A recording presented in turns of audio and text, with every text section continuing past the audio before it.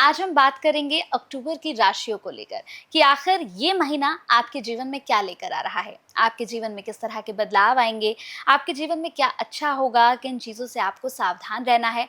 और देखिए, इस महीने में बहुत ही पावन, बहुत ही खूबसूरत एक त्यौहार भी है, दीपावली का त्यौहार। अब हम इसे दीपावली से जोड़कर भी देखेंगे और जोड़कर भी आपको बताएंगे कि इस दीपावली पर आपके लिए क्या अच्छा होगा। आप कौन सी वो रेमेडीज कर सकते हैं जिससे आप अपने जीवन में बहुत खूबसूरत पलों को अच्छे से जी सके, अपने जीवन से समस्याओं को हटा सके। और अगर किसी भी तरह की कोई चुनौती, कोई चैलेंज आपकी लाइफ में आता है तो आप उसे भी हटा सकें। हम कोशिश करते हैं कि आप तक एक अच्छी जानकारी, सटीक जानकारी पहुंचे, जिससे आप अपने जीवन में कुछ बदलाव कर सकें। बिल्कुल। तो अब हम बात करेंगे यहाँ पर कन्या राशि को लेकर। कन्या राशि को लेकर मैम बताइएगा, क्योंकि कन्या राशि का कहते हैं कि ये हर एक चीज़ पर बड़ा ध्यान देते हैं। मतलब इनको हर एक चीज़ की डिटेल में जाना बहुत ज़्यादा अच्छा लगता है। तो इनके लिए पूरा महीना कैसा रहने वाला है? जी, इनको वाकई ही डिटेल में ही जाना अच्छा लगता है। जैसे घर की होगी तो घर की भी चीज़ें होंगी ना, तो उसको भी पूरा छानबीन करके अच्छे से ध्यान से देखेंगे, कौन सी चीज़ कहाँ है, हुँ, कहाँ रखनी है, क्या करनी है, कौन सी आनी चाहिए, कौन सी जानी चाहिए, हुँ, और ये चीज़ें है कैसी हैं। हुँ, इनकी क्यूरियोसिटी लेवल बहुत अच्छा हुँ। होता है। तो ये नेगेटिव नहीं होता, पॉजिटिव पॉज़िटिव होता है। होते हैं। क्योंकि किसी चीज़ को ये समझना चाहते हैं, समझ करके इम्प्लीमेंटेशन करना चाहते हैं।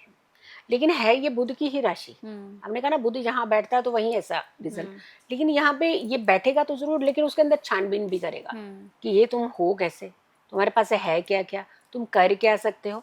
तो ये बहुत अच्छा एक सॉलिड इनके पास एक विजन होता है। हुँ, ग्रहों की अगर हम बात करते हैं, उपाय आपके लिए भी है धन का। ग्रहों की बात करते हैं तो सूर्य आपकी राशि के प्रथम भाव में रहेंगे, क्योंकि कन्या राशि में सूर्य रहेंगे, फिर तुला में भी जाएंगे और आपके द्वितीय भाव में भी रहेंगे।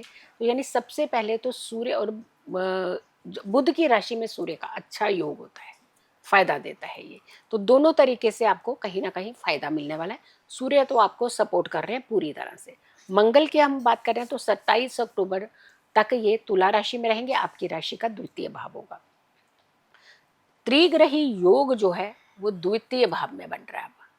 तो द्वितीय भाव जो है धन का भाव है, कुछ सपोर्टिव भाव है, अच्छा फायदा मिलने वाला। बुध की बात करते हैं तो बुध रहेंगे तुला राशि में ही, क्योंकि वो भी आपकी राशि का द्वितीय भाव है, क्योंकि त्रिग्रही जो जो योग है वो बन रहा है। अब हम गुरु की बात करते हैं, धन के कारक, ज्ञान के कारक, और सबसे बड़ी बात है एक्सपैंड करने वाले, बढ़ाने वाली चीजों के कारक। तो गुरु जो है वो आपकी राशि से दशम भाव में रहेंगे, और दशम भाव जो है हमारा काम का, कर्म का भाव होता है। फिर एकादश भाव में रहेंगे, यानी दशम एंड एकादश, दशम काम और एकादश उसका आने वाला मनी। तो यानी दोनों चीज़ें बड़ी इंपॉर्टेंट होगी, और दोनों चीज़ों को ये एक्सपैंड कर रहा है, काम भी बढ़ाएगा, पैसा भी बढ़ाएगा। तो आपके लिए तो गुरु इस बार अच्छा रोल निभा रहे हैं। बट हाँ, ध्यान रखिएगा, गुरु अतिचारी हैं। फैसला ज़रा ध्यान से लेना है अपने, फैसला जल्दबाजी में नहीं लेना है, जल्दबाजी में चीज़ें खराब होती हैं। और एक चीज़ का आपने और ध्यान रखना है, जो व्यक्ति आपको काम दिला रहा है, इज्जत दिला रहा है, रिस्पेक्ट दिला रहा है, धन दिला रहा है, तो उसी के ऊपर टांग रखना नहीं है आपने। क्योंकि थोड़ी सी ये हैबिट हो जाती है इनके अंदर कि है तो अच्छी राशि, बहुत अच्छा, बट यहाँ पे थोड़ा सा माइंड बैलेंस की ज़रूरत होती है, और थोड़ा गुमराह होकर के ऐसा डिसीजन ले लेते हैं, मन से नहीं लेना चाहते, बट गुमराह होकर के ये डिसीजन ले लेते हैं। शुक्र की बात करते हैं तो शुक्र 9 अक्टूबर तक सिंह राशि में रहेंगे, आपकी राशि का 12वां भाव है, और फिर उसके बाद कन्या राशि में जाएंगे, जो कि आपकी राशि का प्रथम भाव होगा। तो प्रथम भाव का शुक्र बहुत अच्छा है। और सबसे बड़ी बात है कि जो 12वें भाव का शुक्र है वो व्यय है, लॉस। तो इच्छाएं हैं, लेकिन इच्छाओं के चलते बहुत सारी चीज़ों का नुकसान नहीं करना होता। हमें इच्छा, हमें मान लीजिए हमें कोई भी चीज़ चाहिए, हमें लग्जरी चीज़ चाहिए, लेकिन हम बाई हुक बाई क्रुक चाहिए मुझे जी, होगा क्या, उससे तनाव आ जाएगा, आपका सुख चला जाएगा, आपके रिश्ते खराब होने लगेंगे। शनि की अगर हम बात करते हैं तो शनि आपकी राशि से 7वें भाव में रहेंगे। 7वें भाव में शनि कुछ चीज़ों को लेकर के थोड़ा सा स्लो करते हैं। हो सकता है हस्बैंड का काम करने का मन नहीं हो और पत्नी डंडा लेकर के पीछे पड़ जाएगी, या पत्नी का काम करने का मन नहीं है तो पति कहेगा कि आज तो मुझे ये सारी वैरायटी खानी ही खानी है। ये हो सकता है आपका अपोजिटर, यानी कुछ ऐसे लोग हों जो आपके नहीं हो, लेथार्जिक हो, काम नहीं करना चाहते हो, आप कहेंगे नहीं आज ही चाहिए ये काम। हो सकता है कि आपका बिजनेस पार्टनर कहे कि आज मेरा मन नहीं है काम करने का, तो आप और चाहे पार्टनरशिप ही तोड़ दें, ऐसा होगा। ध्यान रखना, ये नहीं करना है, क्योंकि अभी शॉर्ट टर्म में जो आप ये फैसला लेंगे तो आगे लॉन्ग टर्म में नुकसान करेगा। राहु की बात करते हैं तो आपकी राशि से 6ठे भाव में रहेंगे। राहु आपको फायदा देने वाले हैं, कोई नुकसान नहीं है। दुश्मनों को खूब अच्छा सबक सिखाने वाले हैं, तो आपके लिए इस बार राहु आपको बहुत अच्छी चीज़ें देने वाले हैं। केतु सिंह राशि में रहेंगे, आपके राशि के 12वें भाव में रहेंगे। अध्यात्म की तरफ, धर्म कर्म की तरफ आपका रुझान होगा। हो सकता है इस तरीके के कार्यक्रमों का आप हिस्सा बने, यानी आपका माइंड जो है इन चीज़ों की तरफ आपका जाने लगेगा और आपको फ़ायदा भी मिलेगा। और ये सबसे बड़ी बात है कि जब हम अच्छे भाव के साथ जुड़ते हैं ना, किसी अच्छी चीज़ों की तरफ जुड़े, जैसे मान लीजिए हम पूजा पाठ की तरफ जुड़े, तो उसकी एनर्जी तो हमारे ऊपर आएगी ना, एनर्जी हमें फ़ायदा देगी। उपाय क्या करना चाहिए?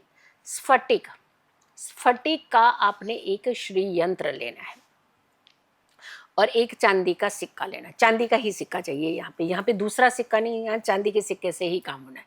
स्फटिक का श्री यंत्र, चांदी का एक सिक्का। वैसे भी दीपावली पे तो आप लोग खरीदते हैं, लेकिन ध्यान रखिएगा उस चांदी के सिक्के के ऊपर लक्ष्मी गणेश नहीं होने चाहिए। नॉर्मल सिक्का ले सकते हैं, स्वास्तिक बना हो वो भी ले सकते हैं, जो नॉर्मल ऐसे सिक्का आता है जो। तो आपने चांदी का सिक्का लेना, उसके ऊपर श्री यंत्र रखना है, लेकिन रखना ये पीले कपड़े के ऊपर। सबसे पहले पीला कपड़ा, फिर चांदी का सिक्का, फिर श्री यंत्र। और आपने एक केसर थोड़ा सा होता है, पत्तियां वाला लीफ होती हैं, वो थोड़ा सा आपने इसके ऊपर स्प्रेड करना है और इसे बांध लेना है। पूजा में समय तो आपके मंदिर में होना चाहिए, धन जो आपका पूजा का स्थान है वहाँ होना चाहिए, और पूजा के बाद में आपने इसे अपनी तिजोरी में डाल लेना है। धन भी आएगा, सुखों का धन आएगा, और साथ के साथ आपके घर के अंदर रिश्तों की वृद्धि होगी। जो रिश्तों में डिस्प्यूट चल रहा था वो दूर होगा। और एक चीज़ कंचन मैं इसमें फिर ऐड कर दूंगी, जो लोग तंत्र मंत्र को लेकर के डर रहे हैं ना, ये जितनी सामग्री है ध्यान रखिएगा, माँ लक्ष्मी की प्रिय सामग्री है ये सामग्री आपके घर में आएगी तो तंत्र नहीं आएगा। वहाँ पे जहाँ भगवान होते हैं ना, तो वहाँ तंत्र नहीं आ सकता, लेकिन भगवान की एक स्पेस बनानी पड़ती है, एक एनर्जी क्रिएट करनी पड़ती है। तो आप इस तरफ ही जाइए ताकि आप नेगेटिव चीज़ों से दूर रहें।